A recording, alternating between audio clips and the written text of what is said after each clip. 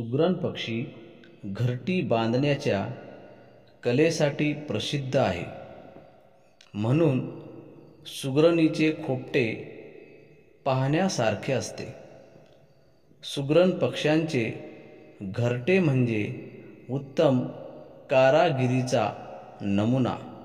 म्हणूनच त्या पक्ष्याला सुगरण हे नाव मिळालेले आहे.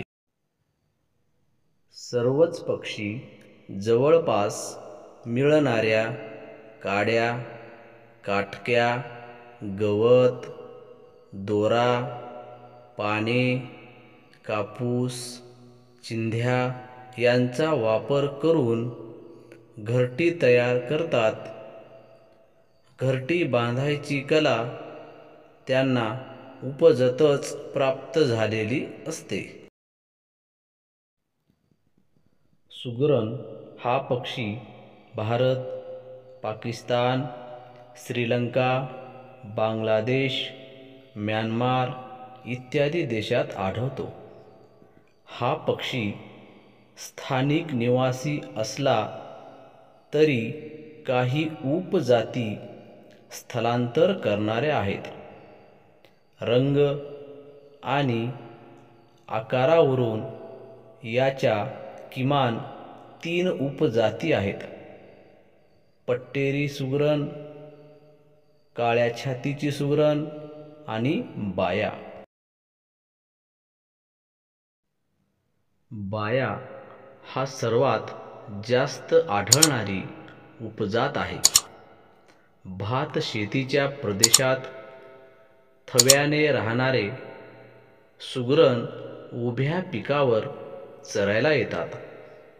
कीटक आणि धान्य खातात. सुगरण पक्ष्याचा आकार चिमणी एवढा म्हणजे सुमारे 15 सेंटीमीटर असतो. विणीच्या हंगामाखेरीज नर वा मादी चिमणीसारखेच दिसतात. चिमणीच्या चोचीपेक्षा सुगरण पक्ष्याची चोच अधिक भक्कम असते. सरळ कापल्यासारखी छोटी शेपटी असते. मे ते सप्टेंबर हा सुगरण पक्ष्याच्या विणीचा हंगाम असतो. विणीच्या हंगामात नर ची ची असा लांबलचक आवाज काढतो. किडे, आळ्या हे सुगरणीचे खाद्य असते. सुगरणीचे घरटे एखाद्या झाडाला किंवा विहिरीत किंवा अन्यत्र टांगलेले असते. सुगरण पक्ष्याच्या घरट्यात खालच्या बाजूने प्रवेशद्वार असते. खालून निमुळते आणि लांब बोगदा असलेले घरटे वर गोलाकार होत जाते. वरच्या भागात 2 किंवा जास्त कप्पे असतात.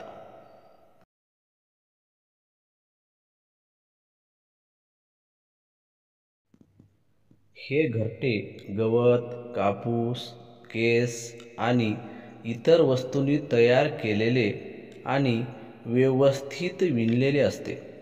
घरट्याच्या फुगीर भागात ओल्या मातीचा गिलावा असतो. मादी एकावेळी 2 ते 4 अंडी देते. ही अंडी शुभ्र पांढऱ्या रंगाची असतात. अंडी उबविणे, पिल्लांना खाऊ घालणे वगैरे कामे मादी एकटीच करते. पक्षीसृष्टीतील बहुतेक पक्षी विणीची वेळ आली की घरटी बांधायच्या उद्योगाला लागतात.